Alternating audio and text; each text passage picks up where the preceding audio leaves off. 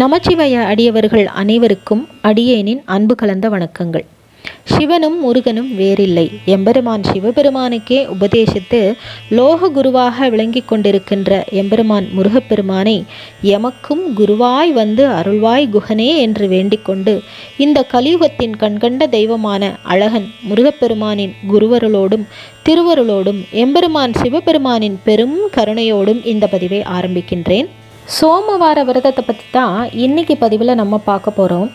சிவபெருமானுக்கு உரிய முக்கியமான விரதங்கள் 8 விரதங்கள் அப்படின்னு நம்முடைய முன்னோர்கள் சொல்லியிருக்காங்க. சோமவார விரதம், உமா மகேஸ்வர விரதம், திருவாதிரை விரதம், சிவராத்திரி விரதம், கல்யாண விரதம், பாசுபத விரதம், அஷ்டமி விரதம், கேதார கௌரி விரதம். இந்த 8 விரதங்கள்லையுமே இந்த சோமவார விரதம் தான் மிக மிக சிறப்பு வாய்ந்தது அப்படின்னு சொல்லியிருக்காங்க. மிக மிக சிறப்பானது மட்டும் இல்லை, முதன்மையானதும் கூட இந்த சோமவார விரதம் தான் அப்படின்னு சொல்லியிருக்காங்க. ஏன்னா இந்த சோமவார விரதத்திற்கு அவ்வளவு பலன்கள் கிடைக்கும் அப்படின்னு சாஸ்திரங்களிலே சொல்லப்பட்டிருக்கின்றது.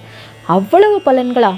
அப்படி என்ன அவ்வளவு பலன்கள் அப்படின்னு கேட்டால், ஒருவனுக்கு இதுதான் விதிக்கப்பட்ட விதி அப்படின்னு விதிக்கப்பட்டதற்கு பின்னாலும் கூட இந்த சோமவார விரதத்தின் மகிமையால் அவனுடைய தலையெழுத்தே மாறி நற்பலன்கள் கிடைக்கும் அப்படிங்கிறது தான் இந்த சோமவார விரதத்தினுடைய பலன்கள்.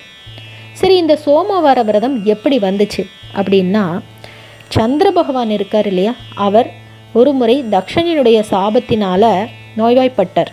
அவருடைய ஒளி மங்கி போயிடுச்சு. அந்த சாபம் நீங்கி தன்னுடைய முழு பொலிவும் வரணும் அப்படிங்கிறதுக்காக எம்பெருமான் சிவபெருமானை இந்த கார்த்திகை மாதத்தில் இருக்கிற சோமவாரங்களில் தான் விரதம் இருந்து வழிபாடு பண்ணியிருக்கார்.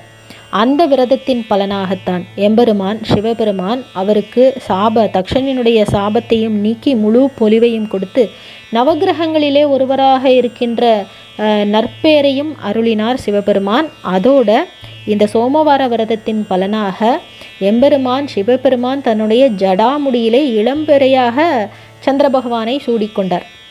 அதனால தான் எம்பெருமான் சிவபெருமானுக்கு சந்திரசேகரர், சந்திரமௌலீஸ்வரர், சசிதரர், சசிசேகரர் இப்படி நிறைய பேர்கள் உண்டு. இந்த விரதத்தை போன்று வேறு எந்த விரதத்திலையுமே சிவபெருமான் திருப்தி கொள்ள மாட்டார் அப்படின்னு கூட நம்முடைய ஐதீகம். இந்த சோமவாரம் விரதம் இருந்ததுனால சந்திர பகவானுக்கு சிவபெருமானினுடைய ஜடாமுடியிலேயே வீற்றிருக்கின்ற ஒரு நற்பேறு கிடைத்தது இல்லையா? ஆனாலும் சந்திர பகவான் அதோட சந்தோஷமாகி நிறுத்திடல. உலக நன்மைக்காகவும் கேட்டுக்கிட்டார். என்ன கேட்டுக்கிட்டார் அப்படின்னா, இந்த சோமவார விரதத்தை யாரெல்லாம் அனுஷ்டிக்கின்றார்களோ அவர்களுக்கு நற்கதி கிடைக்க வேண்டும்னு எம்பெருமான் சிவபெருமான் கிட்ட இவர் ஒரு வேண்டுதல் வச்சார். தனக்கு மட்டும் நல்லது கிடைச்சா போதும்னு விட்டுடல. அதனால் இந்த விரதத்தை யாரெல்லாம் அனுஷ்டிக்கின்றார்களோ அவர்களுக்கு நற்கதி கிடைக்க வேண்டும் அப்படின்னும் வேண்டிட்டார். அதனால தான் இந்த சோமவார விரதத்திற்கு இவ்வளவு பலன். சரி, இந்த விரதத்தை எப்படி நாம் அனுஷ்டிக்கணும்? முழுமையாக உபவாசம் இருக்க முடியும் அப்படின்னா இந்த நாளில் முழு உபவாசமாக இருந்து நீங்கள் வழிபாடு செய்கிறது நல்லது. ஆனால் உபவாசம் அப்படிங்கிறது அவரவர்களுடைய உடல் சௌகரியத்தை பொறுத்து. முழு உபவாசமாக இருந்தும் நீங்கள் வழிபாடு பண்ணலாம். ஒரு பொழுது விரதம் அப்படின்னு சொல்லுவாங்க. ஒரு நேர உணவை மட்டும் எடுத்துக்கொண்டு மீதி 2 நேரமும் சாப்பிடாமல் இருக்கிறது. அதாவது காலையிலேருந்து முழு விரதமாக இருந்து மாலை நேரத்தில் பெருமான வழிபாடு பண்ணிவிட்டு மாலை நேரத்தில் விரதத்தை நிறைவு பண்ணிவிட்டு உணவு எடுத்துக்கொள்ளுகின்ற பழக்கம் அப்படிங்கிறது ஒரு பொழுது அப்படிங்கிறது சொல்லுவாங்க. அந்த மாதிரி அவரவர்களுடைய உடல் சௌகரியத்தை பொறுத்து நீங்கள் விரதத்தை நீங்கள் தீர்மானிச்சுக்கலாம். உங்களால் இயன்ற நெய்வேத்தியத்தை படைத்து வழிபாடு பண்ணலாம். இன்னது தான் படைக்கணும் அப்படின்னும் கிடையாது. உங்களால் இயன்ற நெய்வேத்தியம், ஒரு சாதம் சாம்பார் வச்சு வழிபாடு பண்ண முடியுமா? பண்ணலாம். உங்களுக்கு தெரிந்த மந்திரங்கள், சிவபுராணம் படிக்கலாம், கோளறு திருப்பதிகம் படிக்கலாம். இது தவிர உங்களுக்கு என்னெல்லாம் எம்பெருமான் சிவபெருமானுக்குரிய பாடல்கள் தெரியுமோ அதெல்லாம் நீங்கள் பாடி பாராயணம் பண்ணி வழிபாடு செய்யலாம். இது எதுவுமே தெரியாது அப்படின்னா எம்பெருமான் சிவபெருமானுக்குரிய பஞ்சாட்சர மந்திரமான ஓம் நம சிவாயங்கிற அந்த பஞ்சாட்சர மந்திரத்தை அந்த நாள் முழுக்க நீங்கள் பாராயணம் பண்ணி வழிபாடு பண்ணலாம். கார்த்திகை மாதம் வர முதல் திங்கட்கிழமையில் நீங்கள் இந்த விரதத்தை தொடங்கி கடைசி திங்கட்கிழமையில் இந்த விரதத்தை நீங்கள் நிறைவு செய்துக்கலாம். ஒவ்வொரு திங்கட்கிழமையும் விரதம் இருந்து கார்த்திகை மாதத்தில் வர கடைசி திங்கட்கிழமையில் நீங்கள் இந்த விரதத்தை நிறைவு செய்யலாம். ஒரு சிலர் வருடம் முழுக்கவுமே திங்கட்கிழமைகளில் இந்த சோமவார விரதம் அனுஷ்டிப்பது அப்படிங்கிறது நிறைய பேருக்கு வழக்கமாகவும் இருக்கின்றது.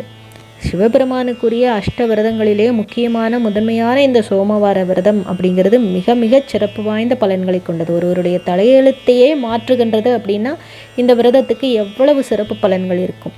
அதனால் இந்த விரதத்தை தவற விடாதீங்க. உங்களால் இயன்றால் அந்த நாளில் பெருமான கோவிலுக்கு போய் தரிசனம் பண்ணிட்டு வாங்க.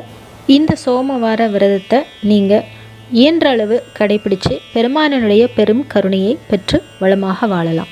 இந்த பதிவு உங்கள் எல்லோருக்குமே உபயோகமாக இருந்திருக்கும். உங்களுக்கு பிடிச்சிருந்ததுன்னா லைக் பண்ணுங்கள், உங்களுடைய நண்பர்களுக்கும் ஷேர் பண்ணுங்கள். மறக்காமல் நமச்சிவாய சேனலை சப்ஸ்கிரைப் பண்ணிக்கோங்க. மீண்டும் அடுத்த பதிவில் சந்திக்கிறேன். நன்றி, வணக்கம்.